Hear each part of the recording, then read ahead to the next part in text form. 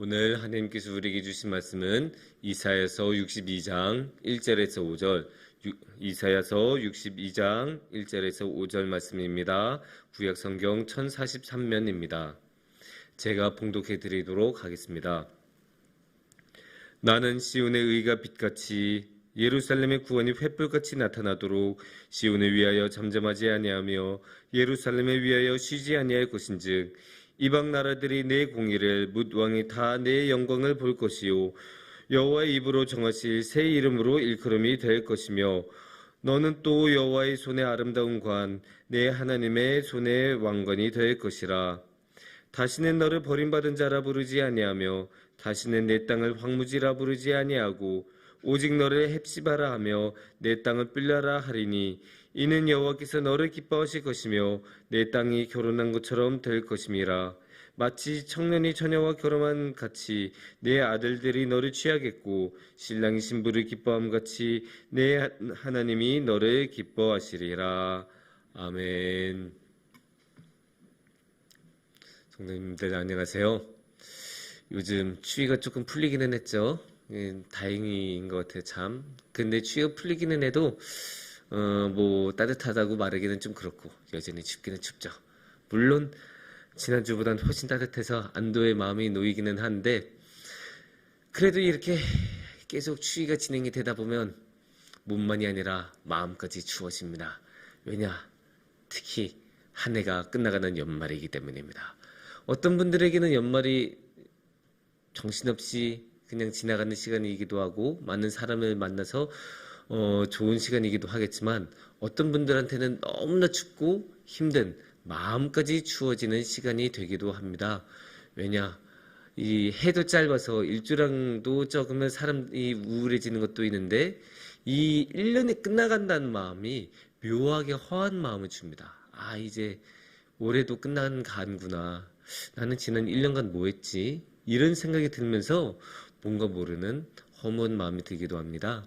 특히 지금 이 시간 성탄절이 끝나고 나서 이 일주일은 진짜 묘한 시간이에요. 왜냐? 성탄절은 그래도 우리가 축제로서 기쁘고 행복함이 있잖아요. 모두 다 이제 들뜬 마음이 있고 예수님이 오시니까 너무 좋고 또 이제 교회에서도 많은 준비를 하고 열심히 공연도 준비하고 그런 것들을 많이 하는데 이제 성탄절 마저 끝나면 이제 정말로 뭔가 끝나가는 느낌이 들고 춥기는 여전히 춥고 밤은 여전히 긴 겨울이고 그런 것들이 남아있는데 또 새해는 아직 안 오고 막 하니까 이 묘한 분위기라는 게 이 일주일간이 있습니다. 그렇게 일주일간 있다 보면 마음이 이제 안 좋아질 수도 있어요.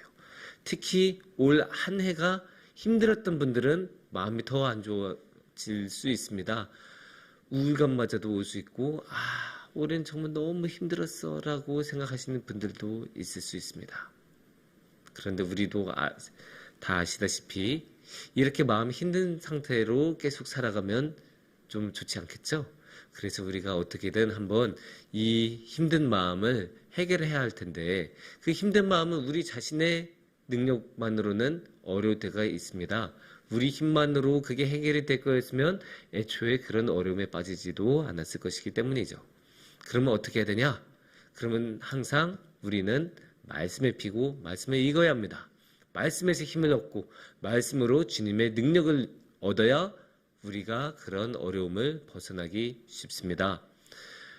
그래서 오늘의 말씀을 통해서 그러한 주님의 능력, 다시 일어나고 다시 회복할 수 있는 이런 허한 마음을 능히 이겨낼 수 있는 능력을 한번 같이 얻어보고 같이 생각해보는 시간을 가졌으면 좋겠습니다.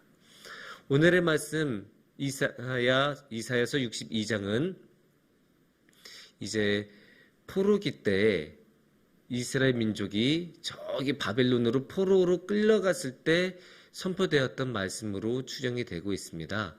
그러면 우리가 한번 생각해 볼 수 있어요. 그러니까 이 말씀을 듣는 1차적인 청자들은 누구예요? 그렇게 힘들게 살던 포로로 끌려갔던 유대인들이었어요. 이스라엘 사람들. 그러면 이 사람들의 삶은 어땠을까요? 굉장히 힘들었겠죠.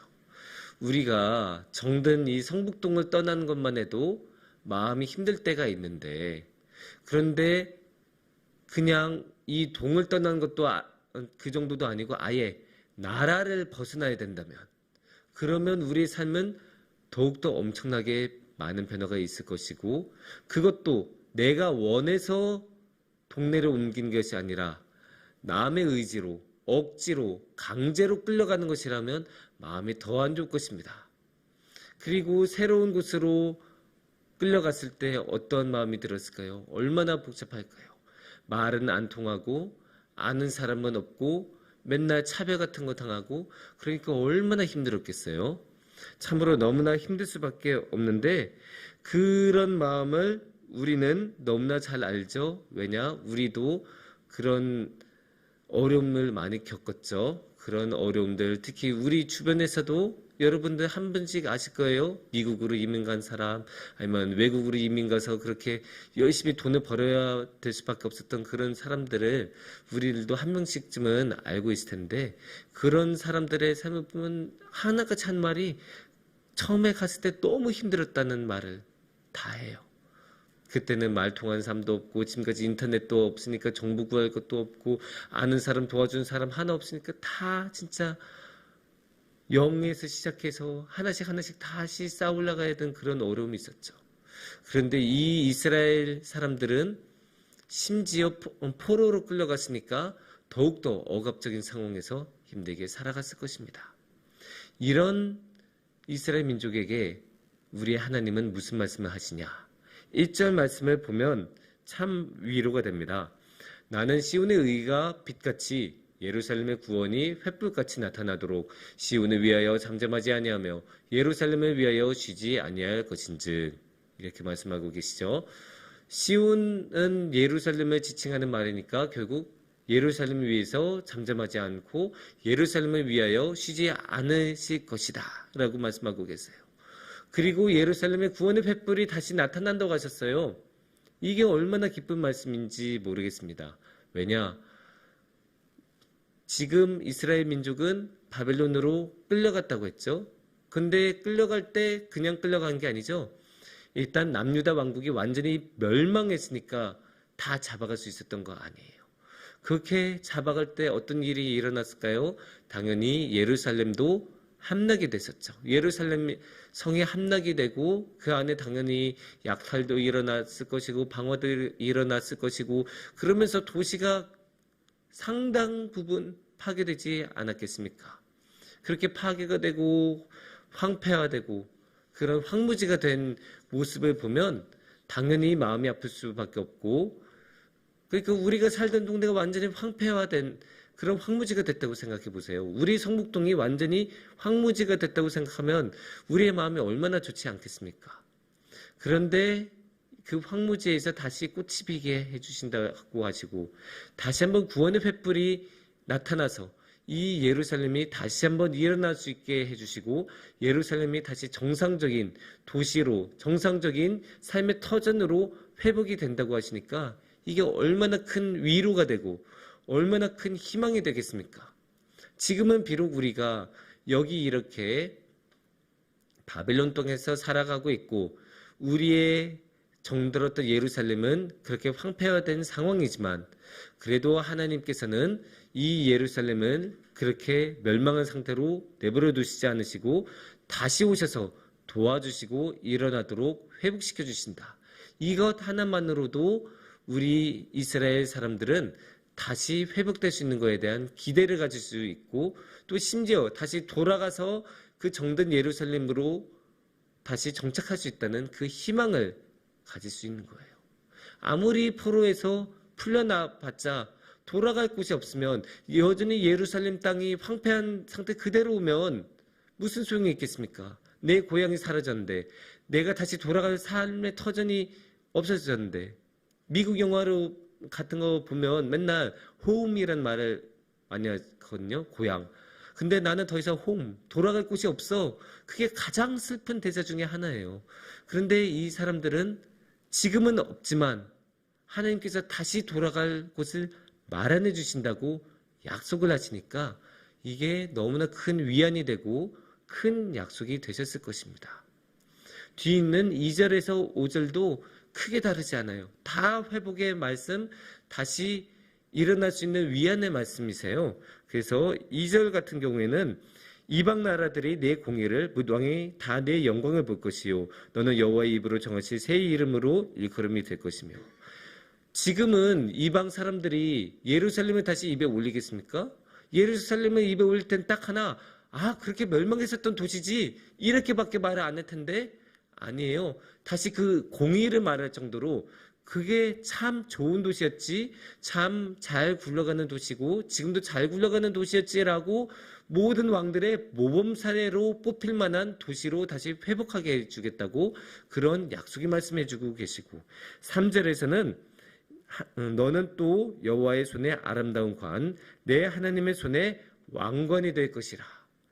그 예루살렘이 다시 하나님의 아름다운 관이 되고 그 손에 왕관이 될 것이라고, 그만큼 그 아름다움을 회복할 것이라고 약속을 해주고 계십니다.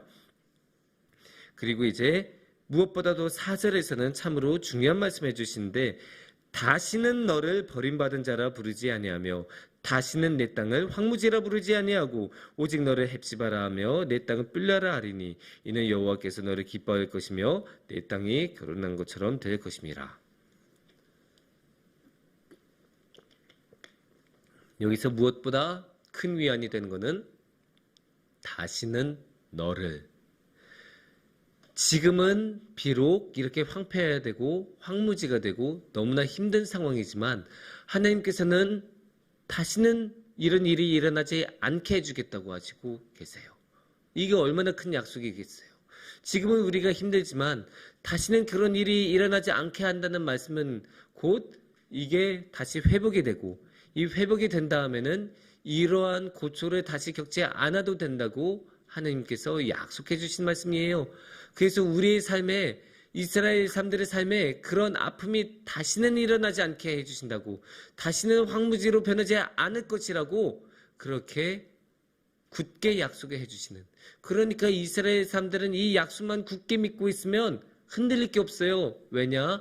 다시는 우리의 삶의 터전이 침범당하지 않고 황폐화될 일이 없기 때문입니다.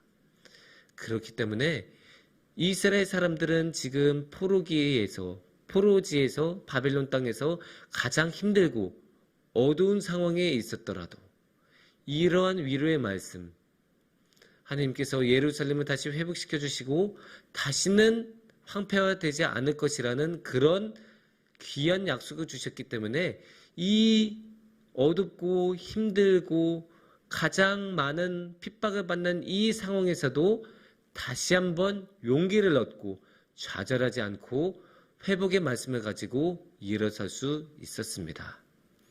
사랑하는 성도님들, 우리의 하나님께서는 이스라엘 사람들에게만 이런 회복의 말씀을 약속하신 게 아닙니다. 우리에게도 이런 회복의 말씀을 똑같이 약속해 주셨습니다. 어쩌면 우리의 삶이 지금 힘들 수 있습니다. 할 일이 너무 많을 수도 있고 몸이 너무 아플 수도 있고 여러 가지 어려움이 우리 삶에 있을 수도 있어서 어쩌면 지금이 내 인생에서 가장 힘들고 어두울 때가 아닐까라는 생각이 드실 수도 있습니다. 하지만 걱정하지 마십시오. 주님께서는 여러분과 함께 하십니다. 그리고 주님께서는 우리 성도님들을 지켜주시고 도와주셔서 다시 일어나실 수 있도록 다시 한번 이렇게 회복할 수 있는 말씀을 약속하고 계십니다. 그 약속을 우리가 굳게 믿고 나아간다면 우리의 삶은 주님께서 함께 주신 그 빛으로 충만할 것입니다. 함께 기도하겠습니다.